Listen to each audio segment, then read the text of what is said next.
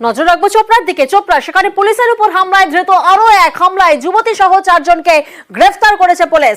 অভিযুক্তদের ইসলামপুর আদালতে পেশ করা হয়েছে।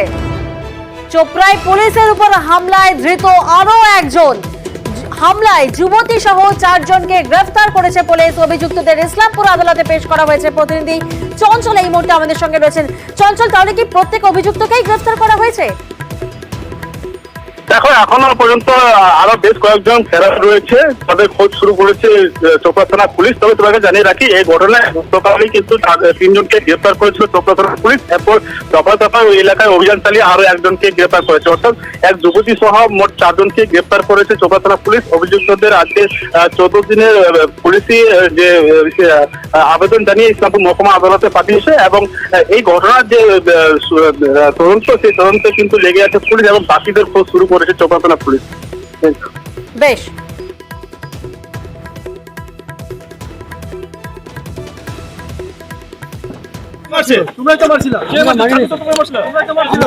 বাইরের লোক করেছে, এটা আমরা বলতে পারছি না, এটা বলতে পারছি না স্যার। রাত্রেবেলা আমি তো ভয়ে পালিয়ে গেছিলাম। কারা করেছে আমাকে ফাঁসার জন্য এটা করেছে। চোপড়ায় পুলিশের উপর হামলার ঘটনায় এখনো পর্যন্ত 4 জনকে গ্রেফতার করা হয়েছে। অন্যদিকে আমরা নজর রাখবো ফের আক্রান্ত পুলিশ। জলপাইগুড়ি, চোপড়ার পর এবার মাটিগাড়ায়, সেখানে আক্রান্ত হয়েছে পুলিশ। অর্থাৎ ফের আক্রান্ত পুলিশ। জলপাইগুড়ি, চোপড়ার পর এবার মাটিগাড়া, যেখানে ফের আক্রান্ত হয়েছে পুলিশ।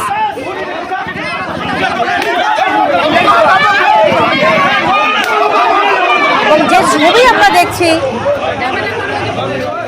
পুলিশের গাড়িতেও ভাঙচুর, উত্তেজিত জনতার। প্রতিনিধি বিশ্বজিৎ এই মুহূর্তে আমাদের সঙ্গে রয়েছেন। বিশ্বজিৎ, ঠিক কি ঘটেছিল? দেখো, পারিবারিক এক বিবাদ, সেখানে যায় পুলিশ এবং সেখানে যখন পরিস্থিতি উত্তপ্ত আকার ধারণ করে, সেই সময় পুলিশ ঘটনাস্থলে গেলে পুলিশের ওপর কিন্তু চড়াও হন প্রতিবাদীরা। মূলত 5 দিন ধরেই এক গৃহবধূ তার অধিকারের দাবিতে স্বামীর বাড়ির সামনে ধর্নায় বসছিল এবং সেই সময় দেখা যায় যে প্রতিবেশীরা আছে সেই গৃহবধূকে কিন্তু তার স্বামীর বাড়িতে ঢোকা এবং ঢোকাতে গেলেই পরিস্থিতি উত্তপ্ত হয়। তখন প্রতিবাদী যারা ছিলেন, উত্তেজিত জনতা, তারা কিন্তু মাটিগাড়া এলাকায় কিন্তু রাজ্য সড়ক অবরোধ করে এবং সেই অবরোধ তুলে দেয় পুলিশ। ফের দেখা যায় তারা কিন্তু সেই গৃহবধূর যে স্বামীর বাড়ি সেখানে ঢুকে যায় এবং পুলিশ তাকে বাধা দিতে গেলে পুলিশের ওপর চড়াও হন তারা এবং পুলিশের গাড়ি লক্ষ্য করে কিন্তু ঢিল ছোড়া হয় এবং বেশ কিছু পুলিশও আহত হন এবং পুলিশের 2টি গাড়িতে পাথর লেগে কিন্তু কাঠ ভেঙে যায় এবং গোটা ঘটনায় পুলিশ লাঠিচার্জ শুরু করলে তারপর 15 জনকে কিন্তু সেখান থেকে গ্রেফতার করা হয় এবং 15 জনকে আজ শিলিগুড়ি মহকুমা আদালতে তোলা হয়েছে এবং গোটা ঘটনার তদন্ত নেমেছে পুলিশ। মূলত একটি পারিবারিক ঘটনাকে কেন্দ্র করে কেন জনতা এত উত্তেজিত হলো সেই প্রশ্ন কিন্তু পুলিশ তুলছিল এবং গোটা ঘটনায় 15 জনকে গ্রেফতার করা হয়েছে।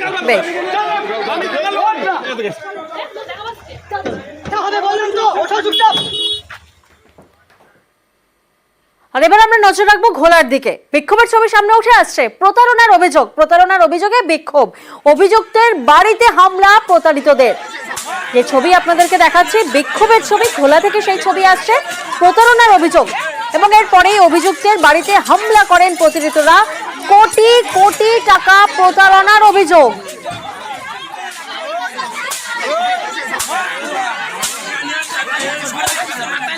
আরতি রায় যিনি অভিযুক্ত, আরতি রায় নামে অভিযুক্ত মহিলা পলাতক। কোটি কোটি টাকা প্রতারণার অভিযোগ এবং এরপরেই অভিযুক্তের বাড়িতে হামলা করেন প্রতারিতরা। প্রতিনিধি জিয়াউল এই মুহূর্তে আমাদের সঙ্গে রয়েছেন। জিয়াউল, ঠিক কি কি অভিযোগ রয়েছে আরতি রায়ের বিরুদ্ধে? দেখো, অভিযোগ তো বিস্তার, অর্থাৎ কারোর বাড়ি করে দেওয়া, কারোর মেয়ের গহনা করে দেওয়া, এরকম একাধিক অভিযোগ রয়েছে তার নামে। এবং এই যে প্রতারণা ভাবে আর কি, অর্থাৎ প্রায় কোটি কোটি টাকা, প্রায় অঙ্কের হিসাবে প্রায় না হলেও 5 থেকে 7 কোটি টাকা এলাকার মানুষের কাছ থেকে তোলা হয়েছে। এবং যারা যখনই তাদের কাছে টাকা চাইতে যায়, তার কারণ বিভিন্ন লোন থেকে শুরু করে বিভিন্ন রকম প্রভাব দেখিয়েছিল এবং তার ফলে এলাকার মহিলারা সেই মহিলাকে টাকা দিয়েছিল। এবং তার সব থেকে বড় যেটা বিশ্বাসের জায়গা এসেছিল, যেহেতু এলাকার মহিলা এবং এলাকায় তার বাড়ি রয়েছে এবং সবসময় বলেছে যদি কোনো বিপদ হয় তাহলে আমার বাড়ি বিক্রি করে সে টাকা ফেরত দেওয়া হবে। কিন্তু সেই টাকার ফেরত কোন রকম ভাবে দেওয়া হচ্ছে না। ফলে আজকে সকাল থেকে তার বাড়ির সামনে গিয়ে বিক্ষোভ দেখায়, কিন্তু এই প্রতারিত মহিলা সহ তার পরিবার বেপাত্তা, কোথায় রয়েছে এখনো পর্যন্ত স্পষ্ট না হলেও তারপর এলাকার মানুষজন বা বিশেষ করে মহিলারা তার বাড়ি ভাঙচুর করে এবং সেখান থেকে সেই মুহূর্তে নিউ ব্যারাকপুর থানার সামনে তারা অবস্থান বিক্ষোভ এবং বিক্ষোভ করছেন। একটাই দাবি, পুলিশ কেন ব্যবস্থা নিচ্ছে। অভিযোগ জানিয়েছেন? একাধিকবার তারা থানায় অভিযোগ করেছিল এর আগে, এমনটাই এলাকায় এই প্রতারিত মহিলাদের অভিযোগ, এবং তার জন্যই তারা এর আগেও একাধিকবার থানায় অভিযোগ করেছে, কিন্তু পুলিশ কোনো ব্যবস্থা নেয়নি। আজকে সকালেও পুলিশকে জানিয়েছে, তারপরে কিন্তু প্রতারিত মহিলা প্রায় শতাধিক মহিলা পড়েন। এলাকার মহিলারা কি বলছেন ওনারা শোনাবো আপনাদের। আমাদের বলেছিল যে আমরা বাসন মেজে খাই, বলেছিল যে তোমাদের কিছু শুদ্ধ সেই লোক দেখে বাচ্চাদের পড়াশোনা সব শেষ করে দিয়েছে। কতজন থেকে নিয়েছে এরকম? তাও কি পালিয়ে গেছে?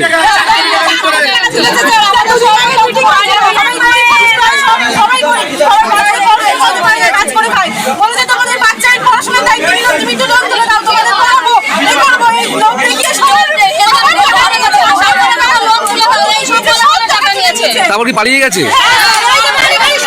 কত টাকা নিয়েছে? আরো একটি বিক্ষোভের ছবি আপনাদেরকে দেখাবো। জলদাপাড়ার কোদাল বস্তি রেঞ্জ অফিস ঘিরে সেখানে বস্তিবাসীরা বিক্ষোভ দেখাচ্ছেন। যে ছবি আপনারা দেখছেন, বস্তিবাসীরা বিক্ষোভ দেখাচ্ছেন জলদাপাড়ার কোদাল বস্তি রেঞ্জ অফিস ঘিরে।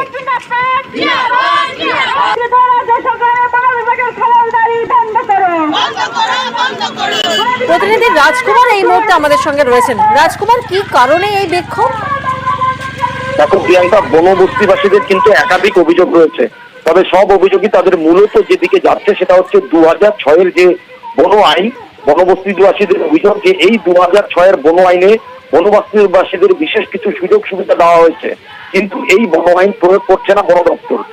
এই আইনের মধ্যেই কিন্তু বনবস্তিবাসীদের জমির অধিকার, বনের অধিকার, বন থেকে কাঠ সংগ্রহের অধিকার সহ নানান সুযোগ সুবিধা দেওয়ার কথা বলা আছে। ফলে সেই সমস্ত আইন প্রয়োগ না করেই কিন্তু তাদের সুযোগ সুবিধা দেওয়া হচ্ছে না, এই অভিযোগ তুলে এবং বন আইন যাতে প্রয়োগ করা হয় সেই দাবিতেই কিন্তু বনবস্তিবাসীরা এই যে বন দপ্তরের রেঞ্জ অফিস ঘেরাও করে বিক্ষোভ দেখাচ্ছেন। প্রিয়াঙ্কা, এই গ্রামের কোদালবস্তি বনবস্তির অনেকের জমি নষ্ট হচ্ছে, সেখানে জঙ্গল নষ্ট হয়ে যাচ্ছে। তার জন্য গ্রামের লোকেরা বিভিন্ন জায়গায় তারা প্রেয়ার করে আবেদন করে, সেই করার ফলে বিভিন্ন ডিপার্টমেন্ট তারা কাজ করার জন্য একটা প্রতিশ্রুতি দেন, ওখানে ফরেস্ট ডিপার্টমেন্ট সেখানে বাধা হয়ে দাঁড়াচ্ছে, বিভিন্ন দিক থেকে তাদেরকে অসুবিধার জায়গায় একটা ফেলে দেওয়ার চেষ্টা। এইভাবে যদি চলতে থাকে পরবর্তীতে আমরা বৃহত্তর আবার আন্দোলনে আমরা যাওয়ার পথে নামতে বাধ্য হব।